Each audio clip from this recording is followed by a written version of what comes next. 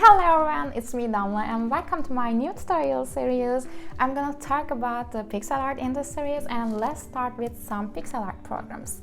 The first one is Aseprite, and it's a really common and popular program for the pixel art. Actually, its price is around €16 on Steam. You can upload your own color palette or choose different color palettes if you want. It's based on frame animation, so if you want to create a game character, it will be a good option to create characters animation as well. Also, it has a trial version for Windows, Mac and Ubuntu, I guess.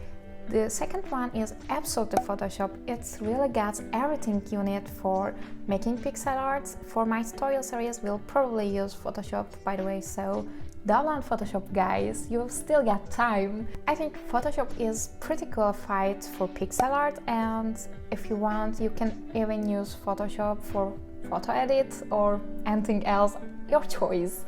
I know it's cost a little bit expensive, but if you're a student, you can benefit from special offers maybe. The third program is Pyxel Edit. I found this program while I was looking for an alternative pixel art program, and it's a really cool actually. I think it's more user-friendly than Aseprite. Its user interface is similar to Photoshop, so I don't know, maybe I feel like that. I'm not a fan of Aseprite, sorry. You can see your frame as a sprite sheet while you are working on your art, and its price is $9. I guess it's the cheapest one comparing to others. If you don't want to spend money for these programs, you can use another program such as Krita. It's a kind of free version of Photoshop, and it's mainly designed for digital arts on tablets. If you are interested in digital arts, probably you heard this program before. Also, it can be used for pixel art. I think it's a good starting point for the beginners. And the free option is Piscal, which is my favorite one. You can use it on your browser or just download your computer as well.